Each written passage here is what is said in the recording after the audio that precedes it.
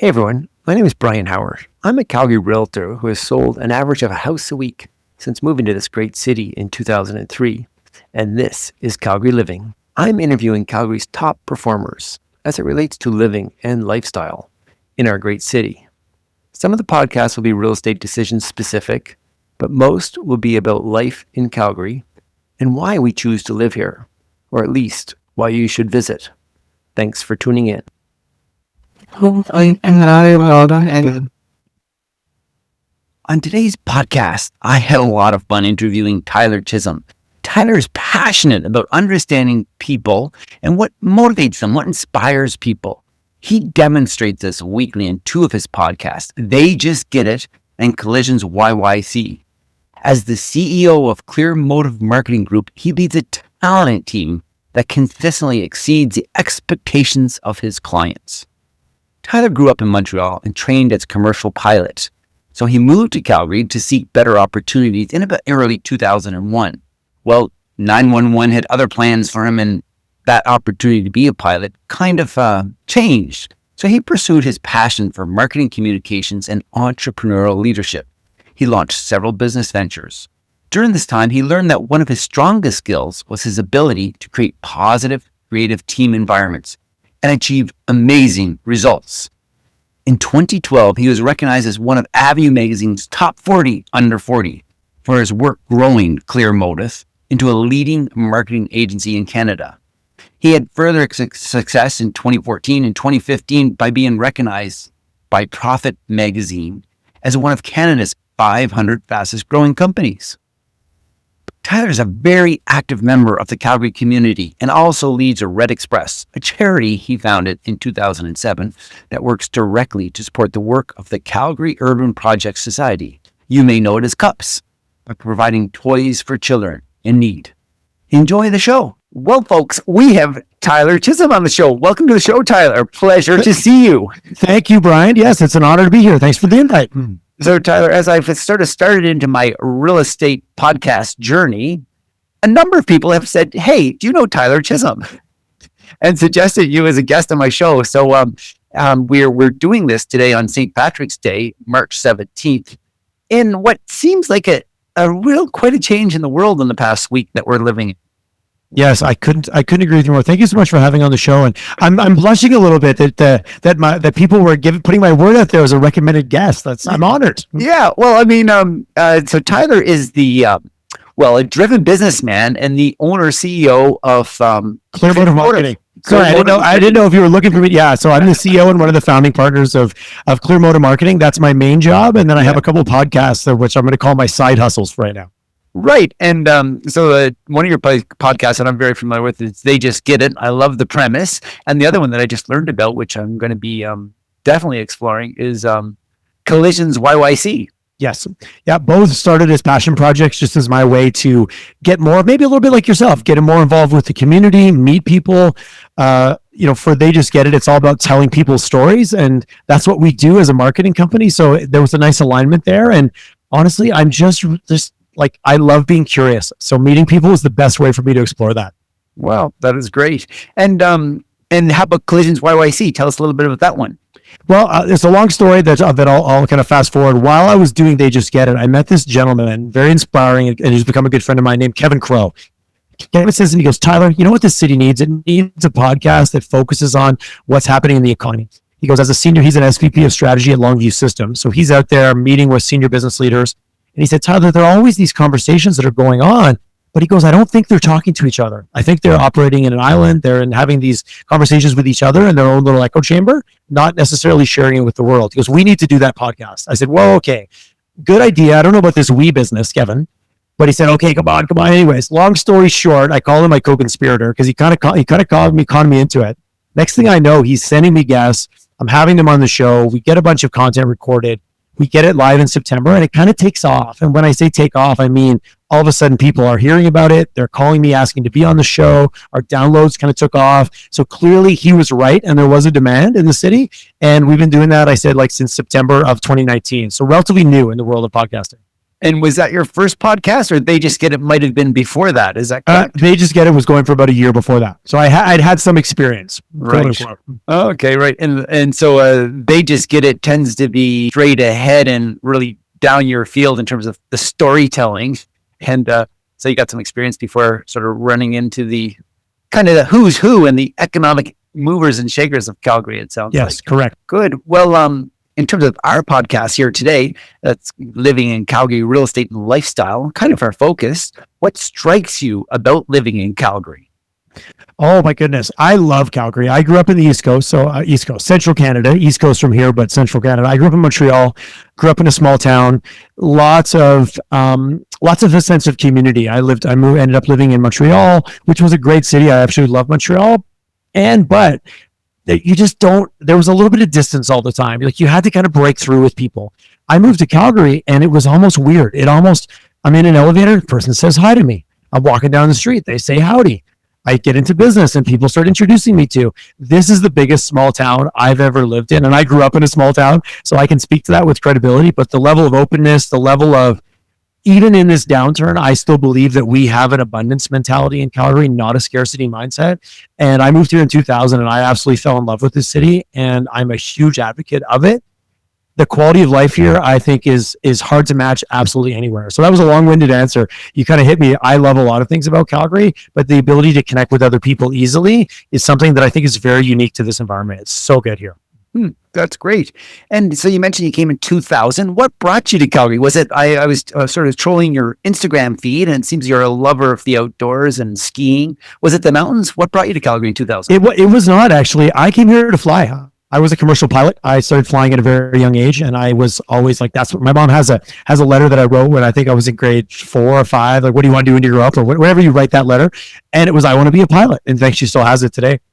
I flew my whole life, not a lot of flying opportunities where I was in Montreal. So I moved out here with the opportunity to explore my career and expand my career in aviation. And not long after 9/11 unfortunately happened and the aviation industry really took a very severe downturn, and I never got to materialize, but I had already fallen in love with Calgary, so I stayed. Oh, wow. Interesting. Very good. And is there some things that you don't like about Calgary, or do we not want to talk about that? Are we just on the positive up and up here today? Some things that I don't like about Calgary. Well, I think it's a double-edged sword, and because of my conversations of what I'm going to answer now, is it's a love, and it's definitely not a hate, but it's something that I think it behooves us in the last few years that we need to do something differently. Our reliance on a single focus for our economy. I love the oil and gas industry. I'm a huge supporter of it. My wife has been working in it for 20 years. The majority of my friends and people I know have been very successful and had a great, very rewarding career in oil and gas. As a city, and part of why I started Collisions is that I want the quality of life to maintain here, and I don't want us to have all our eggs in that same basket. So that's the one thing that I think it's a love and a not a hate, but it's a we can do better kind of mindset. Can you tell me about some of your first real estate decisions and give the listeners a little bit, maybe just idea of some of your real estate decisions since being here in 2000, and maybe some of the places that you've purchased or not purchased, or what? I have no idea, Tyler. What's your real estate? Absolutely. I'm in my third home in Calgary. I owned a rental property as well. So I've had very, very positive experiences up to recently, but I'm also in the home I'm going to be in. So that's okay. That's a different story. I was very fortunate. I purchased down in Mackenzie Town very early in that development, back in 2002, 2003, and was able to catch a little bit of that uptick. So I was there for a few years, ended up moving into New Brighton, bought a home there, had some serious fortunate timing. I think I bought that home for $300,000 and sold it 8 years later for $5.25, $550. Nice. And I was able to move inner city. So I currently live in Marda Loop right now, which I'm a huge fan. Technically, I know it's called South Calgary, but if I say that to people, they think I still live in Mackenzie Town. Right. Yeah, I live on 29th in Marda Loop right now, and I'm a huge fan of this area. It's one of those areas I didn't really know existed until I started driving around with a realtor. I didn't know I have a San Francisco style hill just outside my front door here, which I didn't even know Calgary had hills like that. So I was very fortunate to be able to ride the success of the Calgary economy and use that to ladder up and move into not only the type of home we wanted, but also more importantly to the location. I now have a 7-minute drive to my office, and that was an absolute game changer for me in terms of just quality of life. I knew it would be good to live inner city, but it was better than I thought it was going to be. Oh, interesting.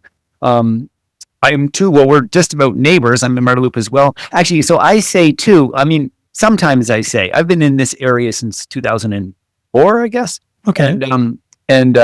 So I'm actually an Altador, but like you know, we give it, the name of Myrtle Loop because who knows Altador, but it seems like people know Myrtle Loop. And in fact, Myrtle Loop doesn't really exist. It's only a commercial district. So if you try and find it on a map, it's not actually there. Yeah, it was set up years ago as almost like a shopping district, kind of like. Yeah. That's always the story I heard. So yeah, technically I'm on 29th between 19th and 20th, so right on top of the hill. And technically I know it's South Calgary, but again, I don't find anybody knows where that is when you tell them. So Tyler, you've been here a long time. You've had some good fortune in your real estate decisions in Calgary. So I'm going to ask this next question a little bit about maybe some of the friends that you've worked with, some of the colleagues that maybe have not been so lucky, and maybe take us down that road a little bit. My question is, how about the boom bust economy of Calgary? How do you cope with it yourself? And do you save for a rainy day? And then similarly, on sort of a third question, how does it affect your mindset and maybe some of the people that you work with, on a daily basis, family, friends, relatives, or just colleagues? Those are a lot of big questions. I'll Yes. roll together there, Brian. I'll start with the first one. I've had some friends that have had some. I know more people that have had positive experiences with the Calgary boom and bust cycle. Mainly the boom side. I think the bust side, I saw a lot of people back in 04, 05, 06. I think a lot of people thought they were real estate moguls because the market was going up, and they overextended. They bought a bunch of homes. It'll never go down. Nothing can go wrong. So I think that there was some lessons learned there. Most people I know were able to navigate and get through it, but I think there was some hard lessons learned. I had bought a condo in 07, 08 downtown, so I got to ride that up and ride that down, and eventually I think I broke even a few years later. So I learned that lesson of maybe real estate isn't the investment for me, being a small business owner and trying to mitigate how many different pillars of risk can you manage at one time. Right. And as you know, when you're running a small business, that's got its own profile. I think real estate has played a big part for me in terms of building a net worth perspective. And I was very fortunate that I didn't dive into real estate as a business venture. It was more, I needed a place to live, and it worked out for me, to be very candid. I wasn't kind of some untapped genius that I lucked in at the right time. I needed a place to live, and I was able to ladder it up and move forward. When it comes to diversification and saving for a rainy day, absolutely. I was very fortunate. I grew up in an entrepreneurial environment. My dad ran his own businesses, had multiple businesses. Farm was one, snow removal. So almost a business for every season, but they were all weather dependent and somehow tied to things outside his control, which is maybe also a commentary in the world we're in right now. He always taught me to save for a rainy day. So I was very fortunate to learn that at a very young age. So yes, I'm a saver, as they say. Nice. Very good. Well, that's a very sort of helpful, and it's nice to hear that the great success that you had in the real estate world. Tell me a little bit about your current interest. I mean, it seems obviously the marketing agency is your big thing, but then your couple of podcasts. What else is going on in Tyler's sort of? Well, tell us a little bit about Clear Motive to begin with. How long has that been around? And yeah, Clear Motive is as far as my interest, between the podcast and the business, there doesn't leave a lot of room. But we can talk about hobbies a bit in a minute if you want. Sure. Clear Motive, we're a full service marketing agency. We're located here in Calgary and in Toronto. So from a diversification perspective, we were very fortunate to land a very large client in Toronto back in 2011, 2012. So we're the agency of record for Honda Canada. We manage all of their motorcycle, marine, ATV, and power equipment business. So for us, it was a baked-in diversification strategy. Not only were they a very reliable and very just a fantastic brand, and you never have to explain who Honda is when people ask you who your clients are. Right. And being able to have a presence in Toronto, so we have a 10-person office in Toronto, has allowed us to be diversified and to be able to kind of weather the last 4 to 5 years in Calgary very successfully. It's been challenging. There's no question about it. But the fact that we were, quote unquote, diversified before we needed to be made a huge difference for us. So we've been able to grow the team a little bit. It's been a little flat in Alberta the last year, to be honest. We've recently brought on some new clients in Alberta, so we've had some successes and really excited to see things starting to get better. I understand now that's a statement that's hard to make in the past 2 weeks with the current situation with the oil prices, as well as the COVID-19 situation we're dealing with, not knowing when this is going to air, and maybe things would have cleared up, or maybe we'll have some more clarity by then. But as far as on St. Patrick's Day, I don't think I can maybe see the end of the week or the end of next week, but that's all my crystal ball shows me right now. We work with multiple clients, small, medium, and large. We have large clients that are both national, but we work with a lot of medium-sized businesses in Alberta, just the nature of a bit of the economy here. Everything from strategy right through to full campaign execution. So it's a fantastic, I love the business because I get to work with leadership teams, CEOs, executives, people that are making decisions, and be able to influence and sit around that table with them and help discuss what's going to help them in their business, not just coming with, here's a marketing solution, you need this, you need that. It's much more of a business first conversation. And that's something that I personally just find endlessly rewarding. Great answer. Wow. So how about this? Do you feel lucky to be living at this time in 2020? And so in terms of human history, we're in a time of much growth and innovation. What makes it special to live in Calgary in these times? What are the opportunities? Wow, that's a philosophical, conceptual. Absolutely. Every day that I'm alive, I feel that I'm lucky. Life is fantastic. I believe we've never lived in an era that there has been more opportunity. I think it's very easy to have the things that are not going well be very glamorized by our excessive access to just endless sound bites of how things are going horribly. And I'm going to put an asterisk on that. Things in the world right now are not going well. We are dealing with a pandemic we've never dealt with before. So I want to answer this question from 2 weeks ago, and then maybe I'll answer it for today, because today I don't know. Yeah. Absolutely. There's a lot of people out there that are going to be dealing with a lot of challenges economically, physically. There's risk from a health perspective. So obviously to say things are amazing right now would be very insensitive to the current ecosystem that we're in. Absolutely. It's overarching. I think things are better than they've ever been. And I think there's an incredible amount of opportunities. There's also a lot of challenges in the world as we become more aware of different ecosystems, different parts of the world, things from human rights, things from the economy, things from basic access to some of the things that we take for granted here. Living in Western Canada, living in Canada, I do believe we live in one of the most fortunate. We're so fortunate to live where we live. And globally, there's a lot of opportunity to do better. So it's a tough question to say everything's amazing when you know there's a lot of people in the world that are still dealing with challenges. But day to day, I wake up with a smile on my face and very feeling fortunate that I have the opportunity to do what I do and live where I live. Tyler, from the little bit I know of you, it seems to me that you have no problem answering this question. Tell me what being of service meant in your household growing up. Oh, that's such an interesting question. Oh, I've never thought of that. I guess when I think back to in my household growing up, I grew up in a small community. Yeah. So my neighbors were my uncles and aunts. My grandmother was the head of the women's auxiliary in the church. So everything was community centric. My dad, part of his businesses was doing custom combining and custom harvesting for the neighbors. So everyone was your neighbor and your friend and your relative, but they were also your customer because everyone would trade work with everyone. Someone would bale someone's hay, but then someone would buy wood from someone else. So there was a very interesting culture there that until you've asked me, I've never really unpacked. If someone had something go wrong, if there was a death in the family or someone was ill or heaven forbid, someone had a barn fire or something went wrong, the community would immediately rally together. It wasn't even a decision. Within 24 hours, a group of guys would show up with hammers, ladders, wood, help. The women would show up, being my grandmother primarily, and all her friends would show up with sandwiches and food. And it was very much like that, where it was never even asked or expected. It's just the way it was. And I think growing up seeing that had a lot more influence on me than I even realized until you just asked me that question. What a great question. Well, that's great. Thank you.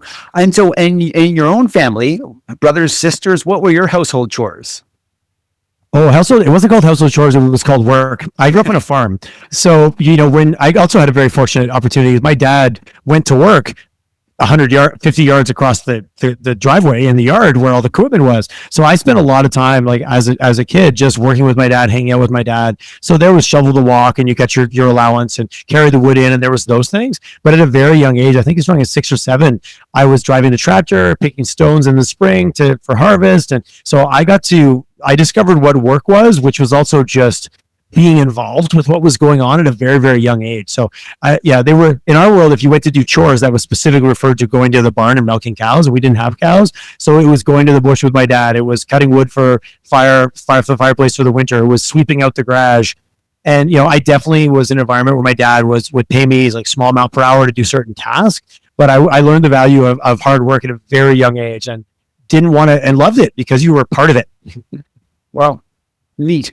And how are being of service and marketing related? Do you think of it as being related? Absolutely. And I think now more than ever, as companies, we are in service of our customers. And I think never before have our customers had more the power and autonomy that they have now. They don't have to rely on one supplier to get them XYZ thing. They can go online, they can order it, they can go down the street, they can go into 4 different stores in a hour period. If you're not in service of your customer and providing them what they need to solve their problems and help them with what's important to them, I don't think you're going to stay in business for long. So your marketing needs to reflect that in terms of how you are transparent, how you are clear, how you truly understand how your product is going to benefit that customer, and then communicating them in a way that actually not only is convenient for them, but it actually resonates. So I think that if you're not in service of your customer in any shape or form, you're not going to be in business for very long. Nice. Tell me, what is your favorite daily or weekend activity in Calgary? Oh, that's a good question. One of my favorite daily, weekly activities. Daily or weekend? Maybe. Yeah, there's so many. In the winter, I love going snowboarding. During the week, I love going for coffee meetings and meeting people. I'm very social. I love to get out and meet people. I love working out. I love going longboarding if the weather is good. I go bike riding when the weather is good. When the weather's not good, I go for walks in my neighborhood. I live not far from Mount Royal, so I go and look at some of the beautiful homes and look at how different people take care of their yards. I love being out and involved with my community. Like there's so much activities you can do in Calgary, whether it's the mountains an hour away or drive over to Repsol, and currently not right now because it's closed for good reasons, but being able to get out and take advantage of all the different amenities around me, usually involving some type of activity. I think that's the theme there. Right. So here we are on Tuesday, March 17th, and our favorite facility, one of large facility in Calgary that sounds like you frequent, and so do I. Repsol is closed. You look very fit to me. You're very active. I tend to be. What? How are you going to? You're a social guy. I can see that you like coffee meetings. I just like Starbucks. We're allowed to go in and buy our coffee, but we can't sit. I assume that's happening with our Phil and Sebastians and everything else.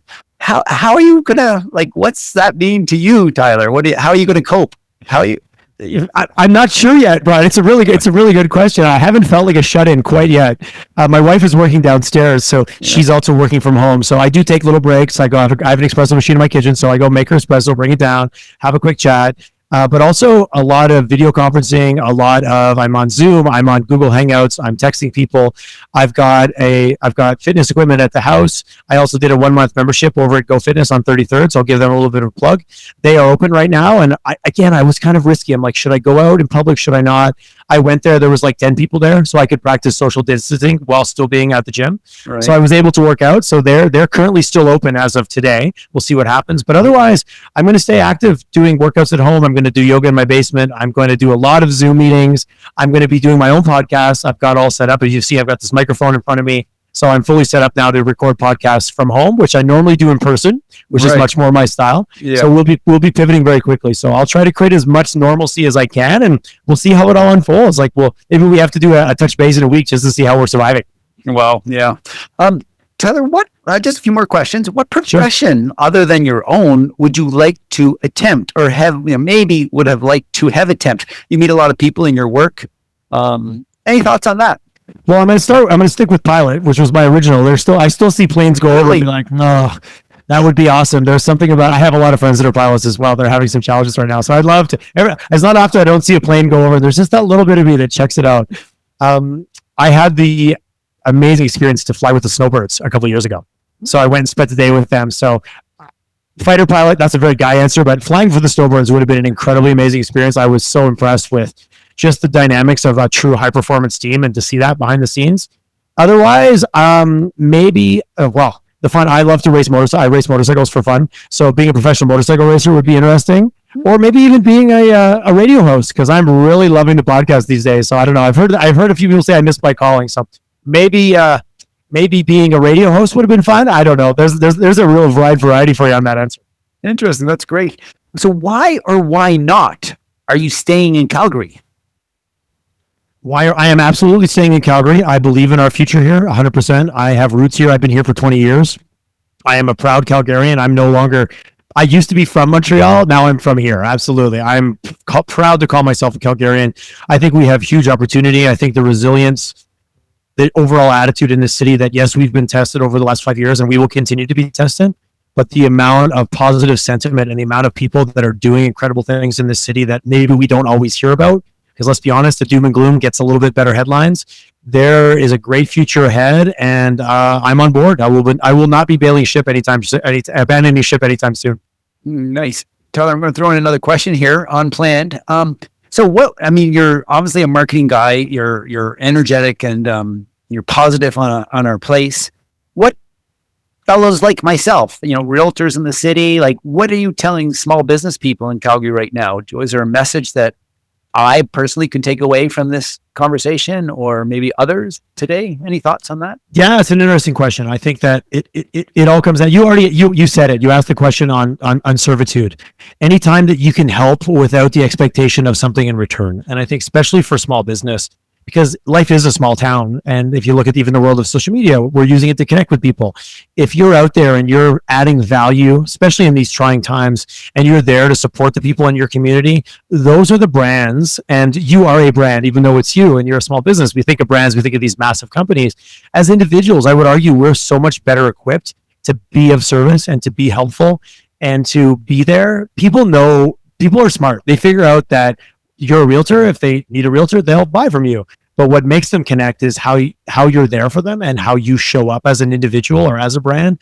And during these trying times, I think that over the next few weeks, you're really going to see those companies and those brands that are in service of their customers and doing everything they can while simultaneously staying in business. Because I think that that's going to be a crucial time for people to be out there and be supportive and be seen as part of the community. Those are the companies that are going to shine when this does pass, which it will pass. Mm-hmm. Thank you. Tyler, how can people reach out to you? How do they get in touch? And we'll include all the links in the show notes. Awesome. Thank you very much. Amis, check me on LinkedIn. I'm always on there. Tyler Chisholm, you can find me there. You can call me on Collisions YYC. You can find me at They Just Get It. You can find me at Tyler Chisholm on Instagram. Instagram and LinkedIn are probably my two most popular platforms in terms of my own engagement with them. Also, by all means, send me an email, tyler@clearmotive.ca, Tyler at clearmotive, all one word, .ca. Happy to respond. Always love. I'm addicted to hearing from people. And now, since I'm going to be shut in, like everyone, do not be shy to reach out. I'm happy to have a phone call or maybe a Zoom chat, just so I can interact with other humans. Final question. What advice would you give your younger self? It's going to take longer than you think, but you're going to learn a lot. You're going to learn a lot along the way. I think that's a bit cliche, but impatient Tyler definitely could have been told that a lot younger in life. Okay, well, very good. Well, Tyler, thanks so much for being on the show. It's a real pleasure. We'll include all the links to the show notes. I hope that we'll have the opportunity soon to meet in person. And I'm hoping that we'll have a part 2 to this podcast. I look forward to it, Brian. Thanks for reaching out again. I appreciate the opportunity. Thank you. Well, it was a super fun interview with Tyler Chisholm. Be sure to follow Tyler on Collisions YYC and his podcast, as well as They Just Get It. All the links will be provided in the show notes. Now, if you know somebody who should be interviewed on Calgary Living, please do reach out to me. You can reach out, through Calgary_Living on Instagram, or Living in Myrtle Loop on Instagram, or just send me an email, Brian, BRYON, @thehowardteam.net. Until next time, thank you so much for tuning in.